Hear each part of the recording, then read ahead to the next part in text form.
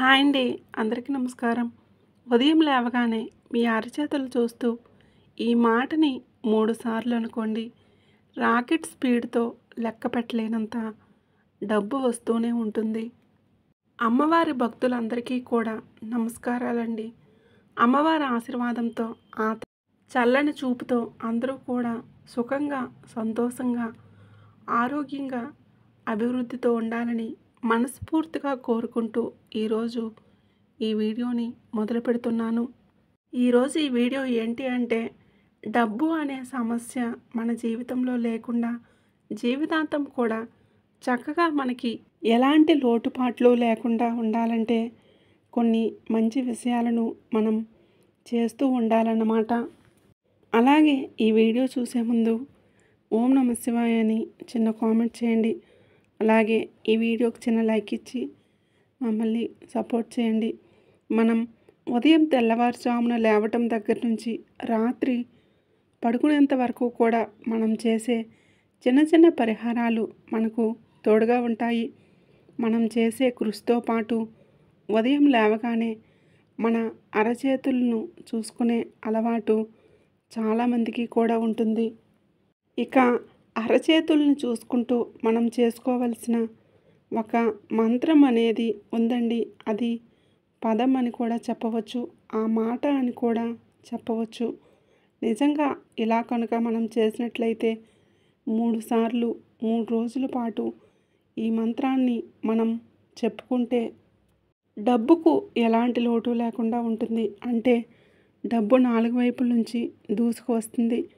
చాలామందికి లేదా కొంతమందికి రోజువారీ సంపద అవ్వచ్చు, లేదంటే నెలవారీ సంపద అవ్వచ్చు, ఏదైనా కానివ్వండి. ఈ మంత్రాన్ని రోజుకు 3 సార్లు చెప్పుకుంటే చాలు. అంటే మీ అరచేతులు చూసుకుంటూ 3 సార్లు చెప్పుకుంటే డబ్బులు అనేవి రెట్టింపు అవుతాయి. మీ ఆదాయంలో ఎదుగుదల అనేది స్పష్టంగా కనిపిస్తుందన్నమాట. ప్రొద్దున్న లేవగానే మనం అరచేతుల్ని చూస్తూ ఇలా ఇప్పుడు మనం చెప్పుకోబోయే ఆ మంత్రాన్ని అనుకుంటే చాలా చాలా మంచి ఫలితాలైతే మీరు చూస్తారు. ఇప్పటికే ఈ పరిహారం ఎంతోమందికి చాలా మంచి ప్రయోజనం అయితే వచ్చింది. ఇక ఆ మంత్రం ఏమిటంటే, ఆ మంత్రం ఎలా అనుకోవాలి, ఎప్పుడు అనుకోవాలి అనే విషయాలను ఇప్పుడు మనం తెలుసుకుందాం. సాధారణంగా చాలామంది కూడా ప్రొద్దున్నే లేస్తూ ఉంటారు. ఇంకా కొంతమంది అయితే బ్రహ్మ ముహూర్తంలో లేస్తూ ఉంటారు. కానీ అందరూ కూడా లేవరు కదా. కానీ ఆ సమయంలో లేచి ఏదైనా సరే మంచి పనులు మొదలు పెడితే అది తప్పకుండా విజయాలు సాధిస్తారు. ఆ సమయంలో అంటే బ్రహ్మ ముహూర్తంలో లేవడానికి అందరికీ కూడా వీలు కాదు. కొందరు లేవలేరు. అలాంటి వారు ఏంటంటే ఏదైనా మంచి పని చేసేటప్పుడు, లేకపోతే ఏదైనా కొత్తగా ఒక శుభకార్యం మొదలుపెట్టేటప్పుడు కానీ, ఒక మంచి కార్యం మొదలుపెట్టేటప్పుడు కానీ బ్రహ్మ ముహూర్తంలో లేచి ఆ రోజు కనుక ప్రారంభిస్తే తప్పకుండా మంచి ఫలితాన్ని అయితే మీరే చూస్తారు. డబ్బుకి ఎటువంటి లోటు లేకుండా ఉండాలి అనుకుంటే అలాంటి వారు ఈ మంత్రాన్ని 3 సార్లు అనుకోవడం కోసం బ్రహ్మ ముహూర్తంలో లేచి పనిచేస్తే వెంటనే ఇది పనిచేస్తుంది. మిగతా సమయంలో అంటే లేచిన వెంటనే చేతులు చూసుకునే అలవాటు ఉన్నవారు ప్రొద్దున్నే లేచి చూసుకునే కన్నా బ్రహ్మ ముహూర్తంలో లేచి అంటే తెల్లవారుజామున 3 గంటల నుంచి 5 గంటల లోపు ఒక 3 రోజుల పాటు దీనికోసం కష్టపడి బ్రహ్మ ముహూర్తంలో లేచి చేతులు చూసుకుని ఈ మంత్రాన్ని చెప్పుకోగలిగితే వాళ్ళకు ఉండేటటువంటి ఆర్థిక కష్టాలైనా, ఎటువంటి డబ్బు సమస్యలైనా కానీ, లేకపోతే వీరికి రావాల్సిన డబ్బు ఉన్నా కానీ అవన్నీ కూడా వీరికి తప్పకుండా అందుతాయి. బ్రహ్మ ముహూర్తంలో ఏ పని మొదలుపెట్టినా కానీ అది తప్పకుండా సక్సెస్ అవుతుంది. ఎందుకంటే ఆ సమయంలోనే దేవతలందరూ కూడా కూర్చొని అందరూ ఒకటిగా ఉండగలిగే సమయం అనేది బ్రహ్మ ముహూర్తం. అందుకనే మన పెద్దవాళ్ళు బ్రహ్మ ముహూర్తంలో ఏదైనా పని మొదలు పెట్టమని చెబుతూ ఉంటారు. ఇది ఎలాంటి వారైనా సరే చేయవచ్చు. రాత్రి పడుకుని లేచిన వెంటనే మంచం మీద కూర్చొని చేయొచ్చు, లేదంటే ఎక్కడైనా కానీ కూర్చొని ఈ పరిహారాన్ని మనం చేసుకోవచ్చు. మేము నెలసరి సమయంలో ఉన్నాము, చేసుకోవచ్చా లేదా అని అనుమానం పడుతూ ఉంటారు. వారు కూడా దీన్ని చక్కగా చేసుకోవచ్చు. ఎక్కడ కూర్చొనైనా, ఎలాంటి వారైనా సరే, ఎవరైనా కానీ ఈ పరిహారం అయితే చేసుకోవచ్చు. ప్రొద్దున్నే నిద్ర లేవగానే కళ్ళు తెరిచిన వెంటనే చాలామందికి కూడా వాళ్ళ తల్లిదండ్రుల ముఖాలు లేదంటే పిల్లల ముఖాలు చూసే అలవాటు ఉంటుంది. అలాంటి అలవాటు ఉన్నవారు ప్రొద్దున్నే లేచిన వెంటనే రెండు అరచేతుల్ని కూడా చూసుకుంటూ చక్కగా మన కళ్ళకు అద్దుకోవాలి. ఎందుకంటే మన పెద్దవాళ్ళు చెబుతూ ఉంటారు, మన చేతుల్లో పైభాగాన లక్ష్మీదేవి, మధ్యలో సరస్వతీదేవి, క్రింద పార్వతీదేవి ఉంటారని, ముగ్గురు లక్ష్ములు కూడా మన అరచేతుల్లోనే ఉంటారని మన పెద్దలు చెప్తూ ఉంటారు.